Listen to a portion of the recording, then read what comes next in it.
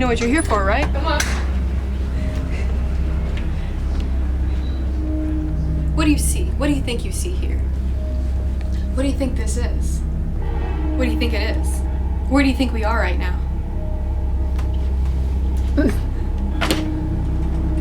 It's the inner sanctum. It's my life. You know, it's kind of dark in here. Dark. I didn't notice. Well, where are my manners? I know some people just have such a hard time seeing And Shrek lighting. but I guess it should cater to you.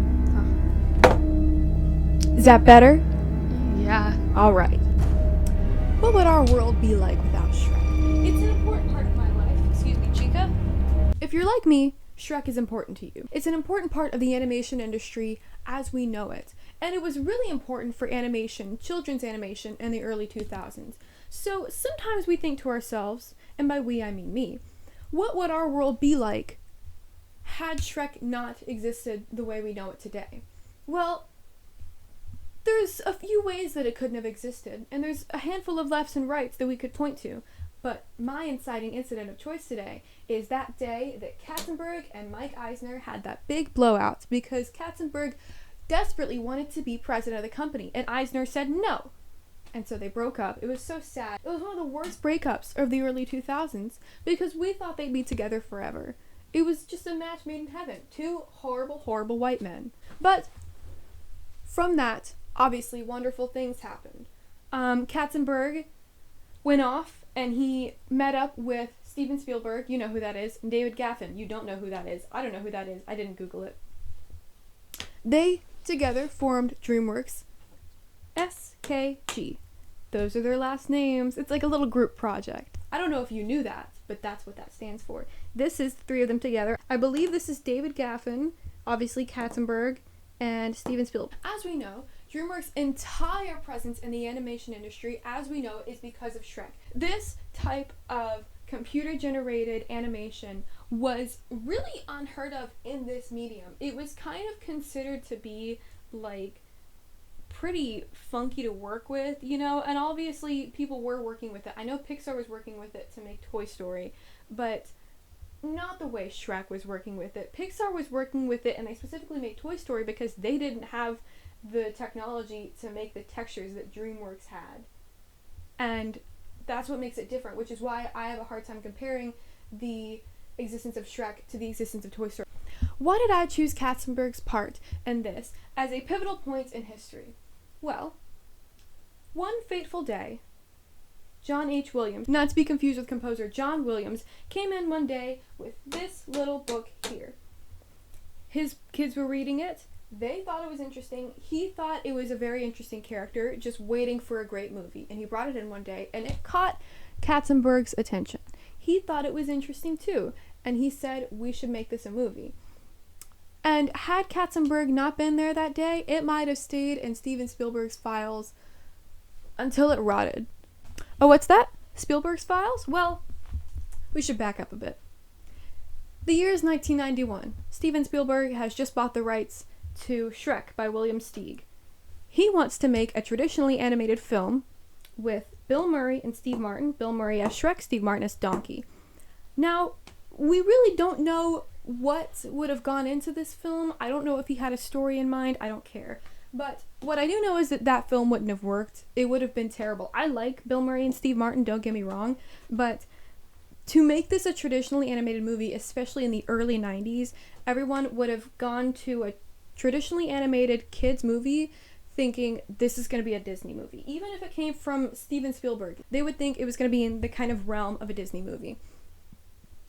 They'd be wrong. This book in no way resembles any Disney movie that could ever, has ever, will ever exist. And it just wouldn't work. And I think people would have gone into the theater and been like, that was really weird and raunchy. And then they would have hated it because they would have had those expectations. And honestly, I think it just wouldn't have worked in 2D. I don't think Shrek works in 2D. I think the kind of ugly look of early CG animation really lends itself to the vibe of Shrek. So I don't think this film would have worked. And Honestly, I think Steven Spielberg would have known that it didn't work by the time he ever got into making this a movie. So I don't think it would have ever made its way into the theaters, and it would have just rotted. Now let's say that Spielberg and Gaffin still went on to form DreamWorks. I doubt they would have, but let's say they still would have. Now, these two, they weren't filled with the spite that Katzenberg was born with.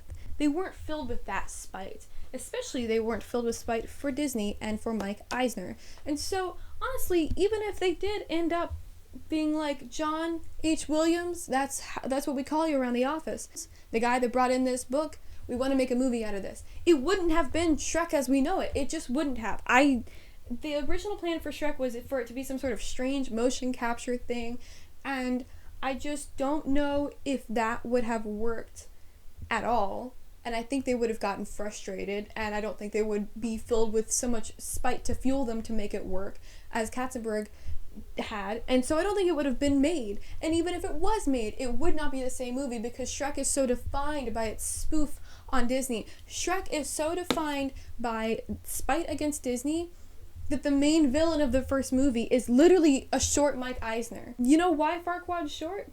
Because Katzenberg's short. And he left and he said, I'm going to turn you into a short little bastard. Who's short now? Who's the little guy now? If they weren't working on Shrek, what would they have been making? Well, they'd have probably been working on The Prince of Egypt. Now, I forgot to put The Prince of Egypt on this board, if I'm being honest with you, and I don't care, because nobody cares about The Prince of Egypt because it made no cultural impact. Do you know about The Prince of Egypt? Exactly. Nobody does. Now, while they're making The Prince of Egypt, if Katzenberg's not there, you might be wondering, well, where's Katzenberg while this is happening? Where's my little short man? Don't call him short. He doesn't like that. Where is he? He's not president. I'll tell you that. In my universe, Katzenberg is just a little bit more patient. So he's probably at Disney, working away, probably making something else out of spite. And honestly, without Shrek, I really feel like DreamWorks would have either shut down or have been sold to Disney, God forbid, or have been sold to something else. Or they would have just been absorbed into whatever stuff Spielberg was working at the time. I don't know what he was working on at the time, Jurassic Park 7. But you know what they would be doing? They wouldn't be breaking the rules, defining what it is to be a good movie that's not a Disney movie. They wouldn't be a studio defined by spoofing Disney, by making something so un-Disney, so completely breaking the norms of what makes an animated movie for kids. You know what that means? That means no Madagascar, that means no Shark Tale, that means no Over the Hedge, that means no Megamind, and that certainly means no Shrek 2. That's a tragedy. But you know what else it means? It means no Chicken Little. Let's talk about Chicken Little. Let's see. Well, when one studio is successful, and by one I mean two, that being Pixar and DreamWorks, Disney's gonna want a piece of that. Disney wants whatever is working right now. They want Netflix, they make Disney Plus. They want 3D animated movies, they make Chicken Little. Disney just wants to capitalize on what's popular, and other animation studios do, which is where we got hoodwinked. But that's not what we're talking about right now. Chicken Little had a few reasons for existing, you know. One, Disney wanted to try their hand at that whole, Renaissance era Disney, bad. We totally don't like any of those movies. We totally regret making all that money. And two, Disney really needed leverage because at the time they were distributing films for Pixar. And they were kind of like, we want another contract. We like the money we're getting from this. And Pixar was like, well, prove you can make a CG animated movie because honestly, it kind of seems like you need us more than we need you. And they said, fine, we'll prove it. So they made Chicken Little. And Chicken Little just went through so much development hell to the point where it starts with the worst character in the world and the worst dad in the world narrating the beginning. And for some reason copying literally the beginning of Shrek. Where to begin? How about... Oh, no, not the book. How many have seen opening the book before? Close the book. We're not doing that. Here's what we're going to... Like that's ever gonna happen. Now, luckily for Disney, it was a box office success. So, you know, Pixar couldn't be like, you can't do what we do. But it was a critical...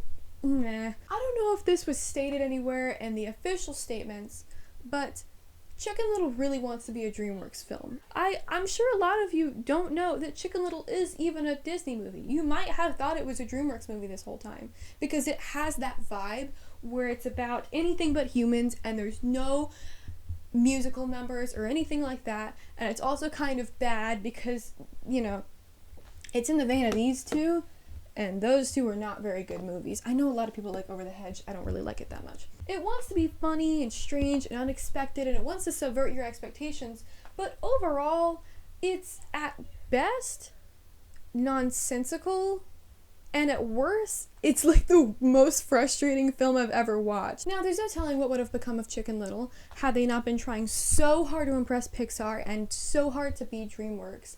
But I'll tell you something, maybe it would have been scrapped in favor of something more Disney-like.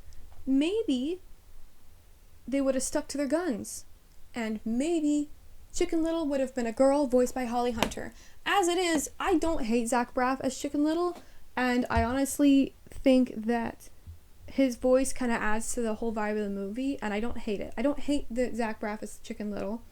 And I should say, the best thing that ever came out of Chicken Little was that one Bare Naked Ladies song. And it's one of my favorite Bare Naked Ladies songs. So, like, I can't fault Chicken Little for existing the way it does. But its existence proves one thing.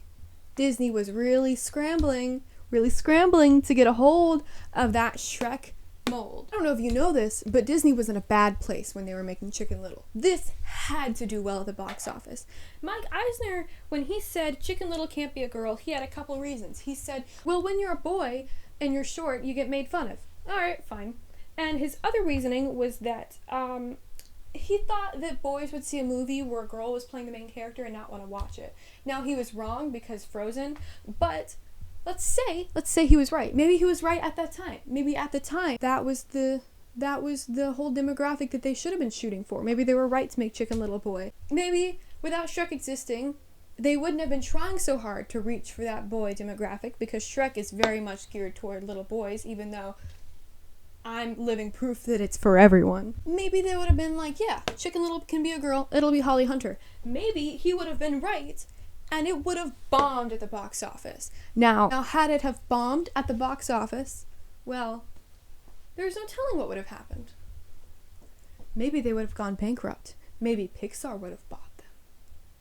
Maybe Pixar would own Disney. Wouldn't that be it? Wouldn't that be a wonderful thing? Now, I mentioned Hoodwinked earlier. As you can see, there's a lot of different threads on this board. There's the DreamWorks thread, there's the Pixar thread, and there is the music thread, but we're not there yet.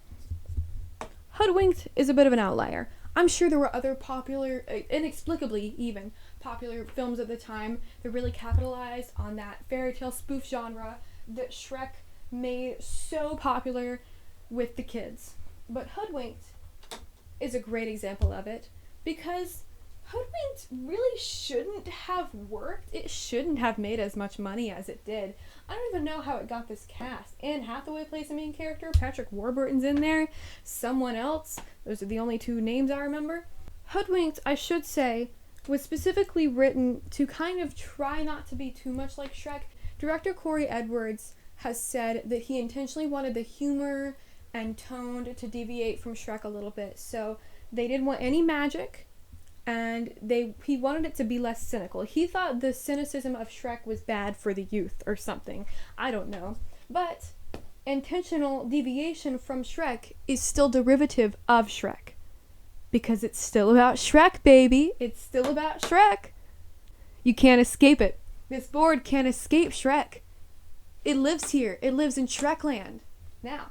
Why'd we let Shrek use our freaking song? If we hadn't done that, we'd still be going strong. Then there's Smash Mouth. Oh, Smash Mouth.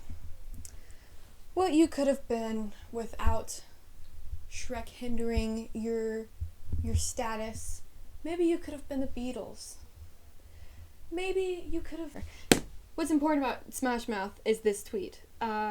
This is the original lyric sheet, and it matters to me. This tweet's very important to me. Now, do I think you or I would know Leonard Cohen's Hallelujah if it weren't for Shrek's existence and using it in the movie, honestly, in a really great way? I mean, without the Hallelujah sequence in Shrek, it would honestly kind of ruin a lot of his character arc.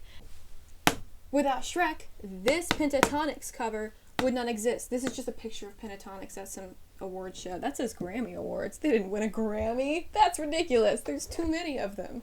That's silly. Anyway, I don't think their cover of Hallelujah would exist. I don't think any of these fucking chuckleheads would know Hallelujah by Leonard Cohen. In those specific verses, Hallelujah has a lot of different verses, and I think some of them he lost to time or something, or he had a Apollo eating his son moment where he wrote it in the dead of night and just forgot about it because it disappeared to the gods or something. I don't fucking know. I don't think we'd know anything about that, because I think it would have just faded into obscurity, into the depths of whenever. What is my point with all of this? My point is that the cultural impact of Shrek is so huge. It is so important, not only to the animation industry, but to our understanding of kids' movies, animated movies for kids. Disney was making all these flowery, sugary ass fucking movies where the princess and the prince and they get together and blah blah blah. But it wasn't till Shrek that we really started to question what makes a good guy, what makes a bad guy, what is beauty, what makes someone beautiful, what makes someone worthy of love, what makes someone evil. The answer is not just being fucking ugly, not just having weird sinister eyebrows and weird sinister facial hair. What makes you evil is being a short little guy with a stupid haircut. Do you need to become beautiful in order to get that happily ever after? Do you really need to be what society wants you to be? Or can you be who you want to be, regardless of what box society puts you in? Shrek gave us a story about a person who thought he was unlovable in every aspect, being accepted by people who didn't want him to change at all. They didn't ask him to look any different. They didn't even want him to move. They wanted to live with him. They loved him unconditionally for who he was, for being an ogre. Shrek gave us a story where the princess's curse wasn't a curse after all, because her beauty was not about looking human. Her beauty was about who she was as a person. And honestly, Ogre Fiona is kind of hot if we're really honest with ourselves. Shrek told us that you don't have to change yourself. Shrek told us that you were beautiful the whole time. It wasn't you. You weren't the problem. It was everyone else. And it was Mike Eisner. It was everybody else. You will find people who love you. You will find people to come into your life and tell you, I don't need you to be different. I love you who you are. You will find people that come into your life and they'll make you happier than you ever thought you were allowed to be. That's what Shrek's about.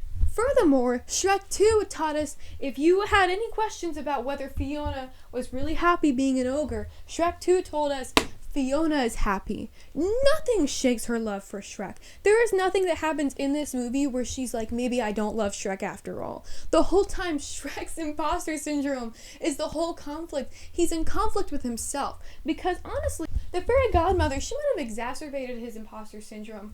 But really, he could have gone and proven it to her if he really had any confidence in himself to go and be like, no, that's not me. It's me. But he thought, maybe she'll be happier this way. Shrek 2 is an incredible movie in that it really proves to us that even if Fiona could choose to make herself and Shrek and Donkey beautiful and perfect and everything that her parents ever wanted her to be, she didn't care. Because she fell in love with an ogre, she loves herself as an ogre, because that's who she truly is to herself and to her husband and to the people that matter to her. And that's who she is to her parents by the time they realize that she's truly happy this way. Also, why does the mom look like Prince Charming? What's up with that?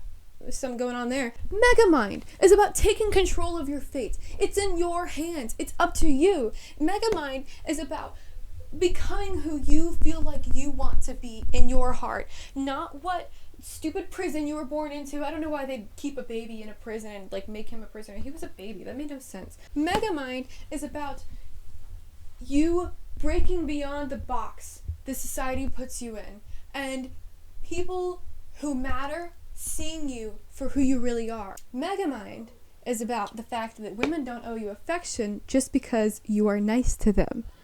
And no matter how many muscles you get, she still thinks you're weird, Hal. And Shark Tale's just a bad movie. It wouldn't exist without Shrek, but I'd be fine if it didn't exist. Shrek is more important than you or I or the world will ever know. And every day, I thank the Lord for making Jeffrey Katzenberg a petty asshole. You-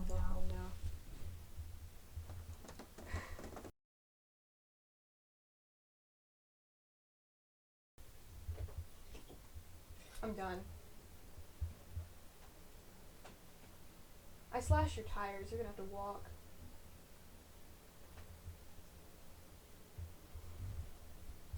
Somebody once told me. Okay.